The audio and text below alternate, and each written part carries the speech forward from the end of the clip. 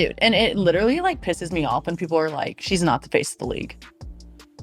Who would be? What? But when people try to argue that she's not the face of our league, Yeah. or if our league would be where we're at without her, you're done. Hey, Sophie. If they didn't like you then, they sure aren't going to like you now. Caitlin Clark is getting absolutely bodied on social media. Veterans are questioning whether she deserves to be called the face of the WNBA, and then suddenly her own teammate steps up with the most explosive defense in women's basketball history. What Sophie Cunningham said on her podcast didn't just silence the haters, it completely obliterated them with 2 words that sent shockwaves through the entire league. She calls out the old guard. She calls out the people out there who refuse to say Caitlin Clark is the face of the league. But before we get to that nuclear moment, you need to understand just how vicious the attacks on Clark had become. We're talking about a player who transformed women's basketball overnight, brought unprecedented viewership to the WNBA, and was still getting disrespected by people who should have been thanking her for making their paychecks bigger. The hate wasn't just coming from random internet trolls anymore. Current players, former stars, analysts, they were all taking shots at the rookie sensation. She's not that special. Other players deserve credit too. She's getting too much attention. Yeah, the reason why we watching women's basketball is not just because of one person, it's because of me too, and I want y'all to realize that. So she's already had an extra year to break that record. The jealousy was so thick you could cut it with a knife, and Clark was caught in the crossfire of the most toxic narrative in sports. Then came the physical targeting on the court. Remember that brutal sequence against the Connecticut Sun? Clark got shoved to the ground by Marina Mabry, and it wasn't just a basketball play. It was personal. So Caitlin Clark gets poked in the eye. Marina Mabry doesn't even see what happens, and she just decides to clean Caitlin Clark out of it. The message was clear. We're going to test this golden girl and see if she's really built for this league. But here's where the story takes an absolutely wild turn. Sophie Cunningham, Clark's teammate and the Indiana Fever's resident enforcer, had seen enough. This wasn't just about basketball anymore. This was about protecting family. And when Cunningham snapped, it was beautiful chaos. The altercation happened in the 3rd quarter. Clark went down hard after that cheap shot from Mabry. And before you could blink, Cunningham was throwing hands like she was defending her little sister. The Sophie Cunningham situation does not happen. And Sophie Cunningham, in fairness, did instigate a brawl. She did do something to start a brawl. So, to say Sophie Cunningham, did not deserve a flagrant 2, no. Sophie Cunningham deserved a flagrant 2, 100%. You can't do that to somebody going full speed. Technical fouls flying, players getting ejected, absolute mayhem on the court. But that was just the beginning of Cunningham's war against the Clark haters.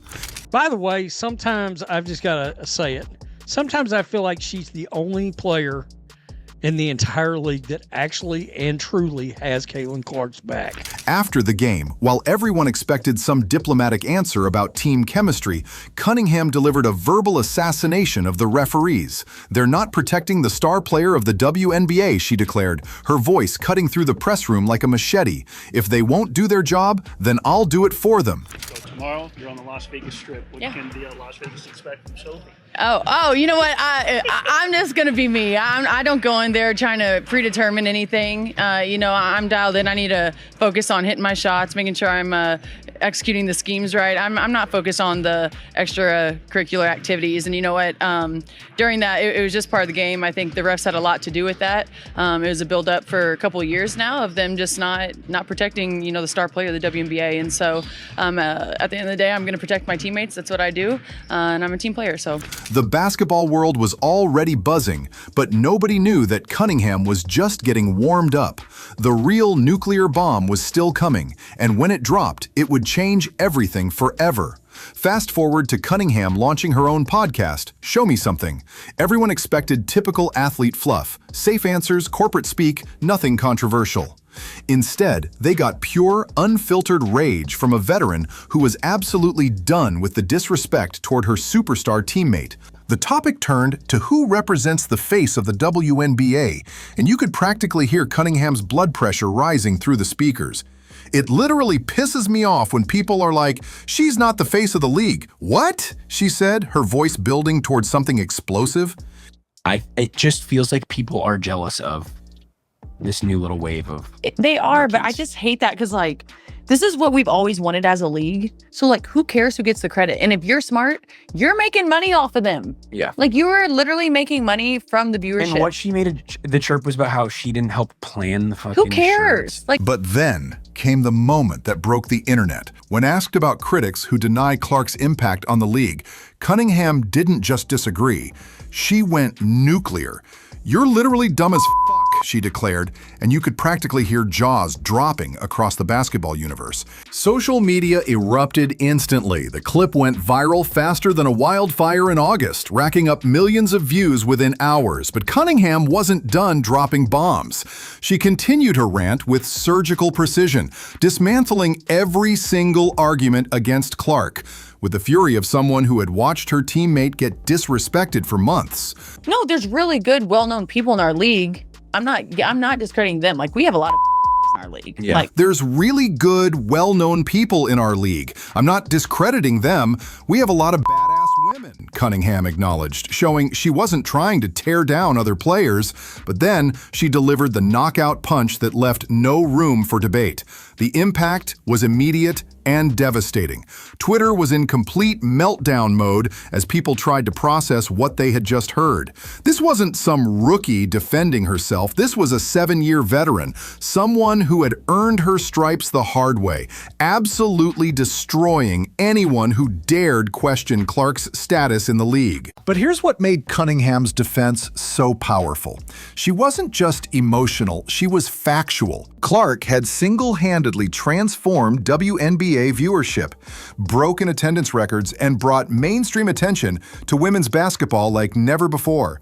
The numbers didn't lie, and Cunningham was tired of people ignoring reality because of jealousy or politics. Yeah. Like, and there's so much clickbait, especially surrounding Caitlyn. And so like, it's just like, just be nice. Like, why can't people just be nice? Yeah. That's what I don't, coming from the girl who I was just saying we just talked drags for 2 someone hours about how down. you fucking beat someone up. Just be nice. It's not that hard. The response from the basketball community was split right down the middle. Clark supporters were celebrating like their team had just won the championship, finally having a veteran voice their frustrations with surgical precision. Meanwhile, the haters were scrambling to find comeback arguments that didn't make them look foolish. What made this moment even more significant was the timing. This wasn't Cunningham defending Clark during her rookie struggles. This was her teammate standing up after watching months of unnecessary criticism and physical targeting. The message was clear. Mess with Clark, and you're messing with the entire Fever organization. The podcast clip continued to dominate sports media for days. ESPN, Fox Sports, CBS, everyone was talking about Cunningham's explosive defense of her teammate, but more importantly, it started changing the conversation around Clark from whether she deserved the attention to acknowledging her undeniable impact on the sport. Other players began following Cunningham's lead, speaking up for Clark in ways they never had before. Veterans who had stayed quiet during the early season criticism started acknowledging what everyone knew but wouldn't say. Clark had elevated the entire league, and the petty jealousy needed to stop. The beauty of Cunningham's approach wasn't just the profanity-laced honesty, it was the pure authenticity. This wasn't calculated PR or media training talking. This was a teammate who had watched Clark handle unfair criticism with grace while transforming women's basketball. And she was done pretending the emperor had clothes. But Cunningham didn't stop there. In subsequent appearances, she continued to call out the hypocrisy surrounding Clark's treatment. When people questioned whether the Fever star was tough enough for the WNBA, Cunningham pointed to all the hard fouls Clark had absorbed without complaining. When analysts suggested she was getting preferential treatment, Sophie reminded everyone about the targeting she had witnessed firsthand. The relationship between Cunningham and Clark became one of the most compelling storylines in sports. You had the veteran enforcer and the superstar rookie, both feeding off each other's energy and creating something special on the court. Their chemistry was undeniable, and it showed in their play throughout the season. What started as a teammate defending another teammate evolved into something much bigger, A statement about loyalty, authenticity, and standing up for what's right, even when it's not popular. Cunningham could have easily stayed quiet, avoided controversy, and let Clark fight her own battles. Instead, she chose to use her platform and her voice to shut down the nonsense once and for all. The long-term impact of Cunningham's defense extended far beyond one viral podcast clip.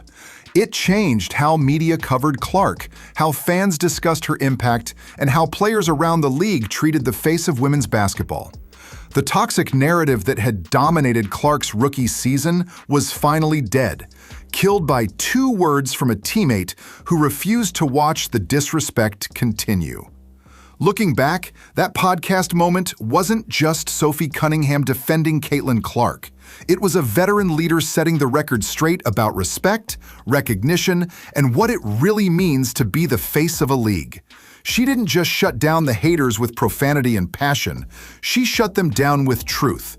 And sometimes, that's the most powerful weapon of all. The moment Sophie Cunningham called Clark critics dumb as will go down as one of the most honest, authentic, and necessary defenses in sports history. A teammate standing up for greatness when greatness was being unfairly questioned. But the ripple effects of Cunningham's nuclear defense went deeper than anyone expected. Within days of that podcast clip going viral, veteran players across the league started speaking up in ways they never had before. A'ja Wilson, who had previously given diplomatic answers about Clark, suddenly became more vocal about respecting what the rookie had accomplished. Diana Taurasi, the GOAT who had initially seemed skeptical of Clark's transition to the pros, began acknowledging her impact more openly. The media landscape shifted overnight. Sports analysts who had been pushing the "Clark is overrated" narrative suddenly found themselves looking foolish after a 7-year veteran called them out so directly. Skip Bayless tried to double down on his criticism and got absolutely roasted by fans pointing to Cunningham's passionate defense. Even Stephen A. Smith, who never backs down from controversy, admitted that maybe the Clark hate had gone too far. What made Cunningham's intervention so perfectly timed was the context nobody talks about. Clark wasn't just dealing with basketball criticism, she was handling death threats, racist comments about being the great white hope, and pressure that would have broken most players. Meanwhile, she was still dropping triple-doubles and breaking rookie records while getting physically targeted every single game. The Connecticut Sun incident became a turning point because it showed what real loyalty looks like. When Marina Mabrey hip-checked Clark to the ground in what was clearly a dirty play, Cunningham didn't hesitate for a millisecond. She went straight at Mabrey like a protective older sister, willing to get ejected to send a message that targeting Clark would have consequences. As that said, how dead fight the speeding the Cunningham to speak a fight as by literally fighting for her teammate. When someone who's willing to throw hands tells you that you're dumb as it hits differently than typical social media beef. The economic impact of Cunningham's defense can't be ignored either. After her podcast went viral, Fever merchandise sales spiked again, proving that authentic moments resonate with fans more than manufactured drama. The WNBA's social media engagement reached new highs as people shared the clip millions of times, bringing even more attention to a league that was already experiencing unprecedented growth because of Clark. But perhaps the most important aspect of this entire saga was how it revealed the ugly truth about sports media and fan culture. Cunningham had basically called out an entire ecosystem of hate that exists around successful athletes, particularly women who dare to be great while getting mainstream attention. Her defense wasn't just about Clark, it was about calling BS on the toxic cycle of building someone up just to tear them down. The transformation in how people discuss Clark after Cunningham's intervention proves the power of authentic allyship. When someone with legitimate credibility stands up and says, "Enough is enough," it can shift entire narratives. Cunningham didn't just defend her teammate, she forced everyone to confront their own participation in unnecessary negativity. Hit that subscribe button if you want more explosive WNBA content that cuts through the noise and tells the real story.